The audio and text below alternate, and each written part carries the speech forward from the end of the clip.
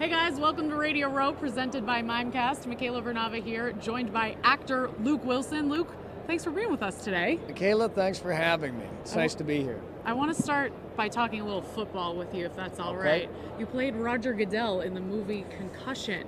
It was a very serious, heavy movie, but I liked it. How did you get ready for that role?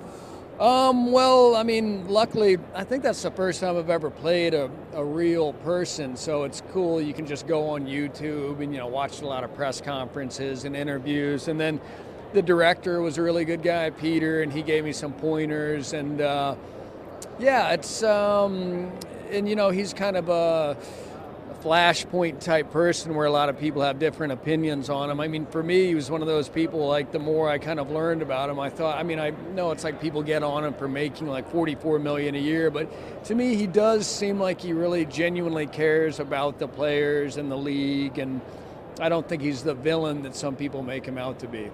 But speaking to a New England audience, just remember that. They're not too fond of him because of Deflategate. Are they not? Oh, right, yeah. Well, we still don't know what happened there, do we? No, we don't. But, Luke, there is a Luke Wilson who plays in the NFL, tight end. Did you know that? I did know that, and we actually have a mutual friend. So I have emailed back and forth with the athletic Luke Wilson before. But yeah, he's a super nice guy, and I think he's going to be down here this weekend. That's super cool. So get in touch with him. Yeah. That's really cool. Yeah. But you are a big Cowboys fan. Yeah. You're from Dallas, but you just told me your parents are from New England. They are. How do they feel about you rooting for the Cowboys? Well, my dad was he was totally just a Boston Red Sox fan and a Bruins fan. But yeah, I mean, they moved to Dallas in 1968, so kind of they had to become Cowboys fans. But I don't even really think my mom watches football. But they're real New Englanders, and.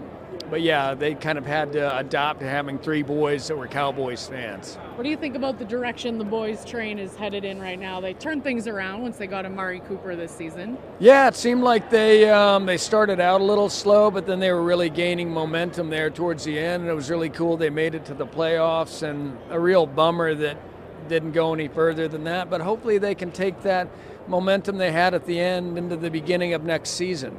I need to talk to you a little bit about some of your movies. You played a very small role, I know, in Anchorman, and when I get ready to be on camera, I like to say the arsonist had oddly shaped feet and the Human Torch was denied a bank loan. Did you learn anything filming that movie that maybe something else that could help me out? I did not really learn much on Anchorman, to speak honestly. I mean, that was more just one of those movies where it was just kind of a blast to be on set. And then we had that one day where, like, Tim Robbins was the public TV guy and Ben Stiller was from the Spanish language and Vince Vaughn was there. So I can't say that I learned a lot about broadcasting doing Anchorman. And I even saw a little clip of Anchorman last night watching TV and just couldn't believe how funny Will Ferrell is in that movie. Speaking of Will Ferrell, one of my producers wanted me to ask you if you saw him naked during the streaking scene in Old School.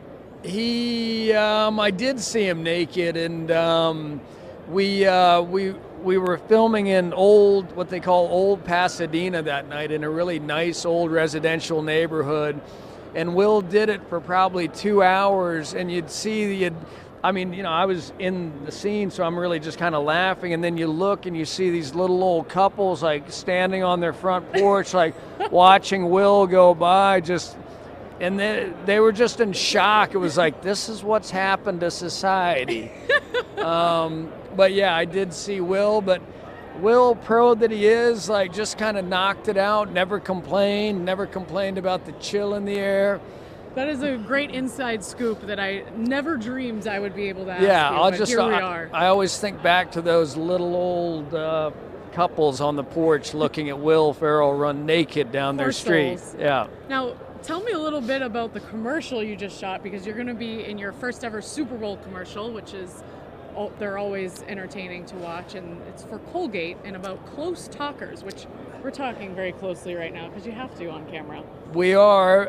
Yeah, it's for Colgate Total. They'd never done a Super Bowl commercial before, and I'd never done one either. So, yeah, they had this really funny idea for this guy that's a close talker in the office. And I mean, the first day we started shooting, like to me, I thought this was close talking, and so we do like a couple of takes, and Brian Buckley, the director, was like, "Okay, Luke, that's good. We just need you to get closer." And you know, I was working with like a couple different actors, so I'd say like, "I'm really sorry, I'm just going to kind of come into here, sorry about that."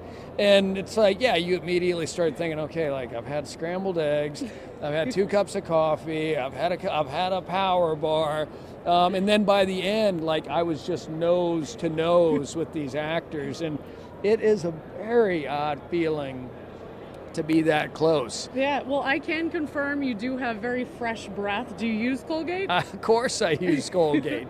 But yeah, Colgate Total really seems to get the job done. All right, well, I'm really looking forward to seeing this commercial on Super Bowl Sunday. Thanks, what do you think is funny. going to win on Super Bowl Sunday? I feel pretty confident that it's going to be the Patriots. They just seem so darn tough, and you know, Belichick and Brady, they're just, I don't know, there's just something about those guys. I mean, obviously having done it before, but then I was kind of rooting for Sean McVay just being so young as the coach, but somebody told me today a really funny stat where he was 16 during Brady's first Super Bowl. You might have already heard. I mean, you can't believe something like that. It is so wild. yeah, I mean, I'm not one of those people that's a Brady hater. I just think it's so impressive what he's done in his career. But yeah, I'm also rooting for the underdog. All right. Well, Luke Wilson, thank you so much. Thank It's been you a very pleasure much. talking with you. Appreciate it.